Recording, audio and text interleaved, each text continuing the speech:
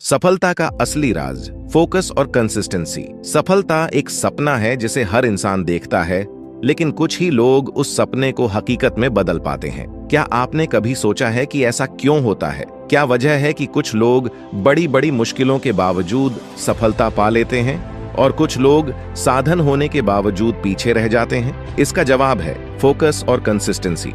आज की यह वीडियो एक ऐसे लड़के की है जिसने न तो किसी बड़े शहर में जन्म लिया, न ही उसे विशेष सुविधाएं मिली, लेकिन फिर भी उसने वो कर दिखाया जिसे लोग नामुमकिन कहते हैं। यह कहानी है विक्रम की।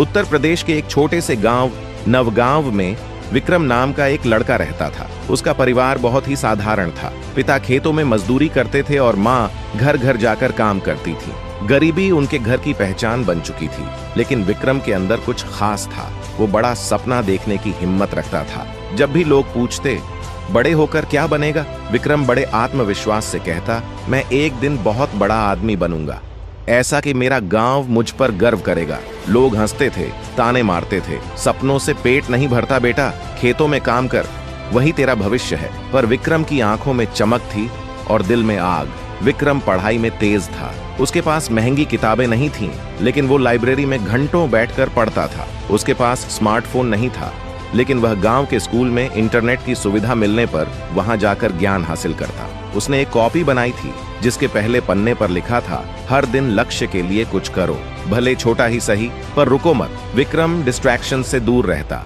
न ज्यादा दोस्तों में उलझा, न सोशल मीडिया के जाल में फंसा। उसका एक ही फोकस था, खुद को इतना सक्षम बनाना कि उसके हालात हार मान लें। हर कहानी में एक दौर ऐसा आता है जब सब कुछ उल्टा लगने लगता है। विक्रम के जीवन में भी ऐसा समय आया। उसके पिता बीमार हो गए, माँ को काम से निकाल दिया गया और घर चलाना मुश्किल हो गया। ऐसे में बहुत लोग पढ़ाई छोड़ देते, पर विक्रम ने एक निर्णय लिया, मैं आधे दिन खेत में काम करूंगा और आधे दिन पढ़ाई करूंगा। थकूंगा लेकिन रुकूंगा नहीं। अब वो सुबह 4 बजे उठता, खेतों में काम करता, फिर दोपहर को घर आता, थोड़ा आराम करता और फिर शाम से रात तक पढ़ाई करता। उसकी दिनचर्या कठोर हो गई थी, लेकिन उसका फोकस और मजबूत होता गया। फोकस बिना कंसिस्टेंसी अधूरी है। विक्रम को यह बात जल्दी समझ में आ गई थी। वो हर दिन बिना एक भी छुट्टी लिए अपनी दिनचर्या को निभाता रहा।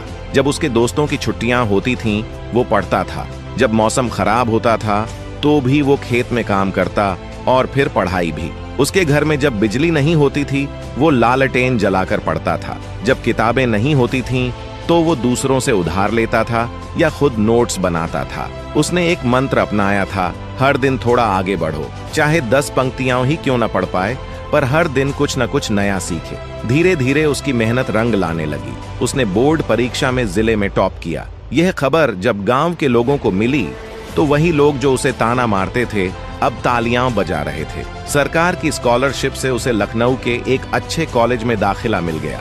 ये विक्रम की पहली बड़ी जीत थी, लेकिन वो जानता था सफर अभी लंबा है। शहर में आकर विक्रम को लगा जैसे एक नई दुनिया में कदम रखा हो। वहां के लड़के ब्रांडेड कपड़े पहनते थे, लैपटॉप पर काम करते थे, महंगे रेस्तरां में जाते थे। विक्रम के पास कुछ भी ऐसा नहीं था, लेकिन उसके पास जो था वो सबसे ज्यादा कीमती था, अडिग फोकस और लोहा जैसी कंसिस्टेंसी। उसने खुद से वादा किया, मैं किसी से पीछे नहीं रहूंगा, चाहे मेरे पास साधन हो या नहीं। उसने कॉलेज के हर मौके का फायदा उठाया। Free workshops, online courses, internships, हर चीज में हिस्सा लिया। दिन में क्लास, शाम को काम और रात को पढ़ाई, यही उसका रूटीन बन गया। कॉलेज के अंतिम साल में विक्रम ने एक स्टार्टअप आइडिया पर काम शुरू किया। एक ऐसा ऐप जो ग्रामीण छात्रों को कम कीमत पर डिजिटल शिक्षा दे सके। उसने पूरी मेहनत से काम किया, लेकिन पहली बार में फेल हो गया। दूसरी बार फिर कोशिश की, फिर असफलता। अब वो थक गया था। मन में सवाल उठने लगे, क्या मैं गलत था? क्या मेहनत का कोई मतलब नहीं? लेकिन तभी उसे अपनी कॉपी का पहला पन्ना याद आया, हर दिन लक्ष्य के लिए कुछ करो, रुको मत। उसने फिर से काम शुरू किया, लेकिन इस बार और ज्यादा सीखा और पहले से बेहतर रणनीति बनाई।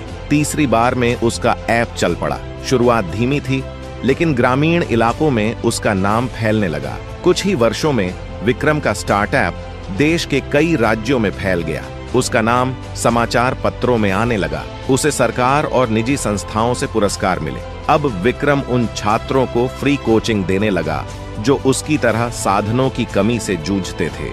विक्रम आज करोड़ों कमाने वाला बिजनेसमैन है, लेकिन उसकी पहचान इससे नहीं बल्कि उसके फोकस और कंसिस्टेंसी से बनी है। आज विक्रम जब गांव जाता है तो हर बच्चा उससे प्रेरणा लेता है। वो हर बार यही कहता है, सपना देखो, बड़ा देखो, लेकिन उस सपने को पूरा करने के लिए हर दिन थोड़ा थोड़ा करते रहो। सफलता रातों रात नहीं मिलती, वो मिलती है जब आप डिस्ट्रैक्शंस से लड़ते हो, जब आप रोज थोड़ा थोड़ा सीखते हो, जब आप थक कर भी चलते हो। फोकस तुम्हें सही रास्ता दिखाएगा, कंसिस्टेंसी तुम्हें मंजिल तक पहुंचाएगा। तो दोस्तों, अगर आप भी जिंदगी में कुछ बड़ा करना चाहते हैं तो विक्रम की तरह सोचिए, फोकस कीजिए अपने लक्ष्य पर, कंसिस्टेंसी बनाए रखिए हर दिन।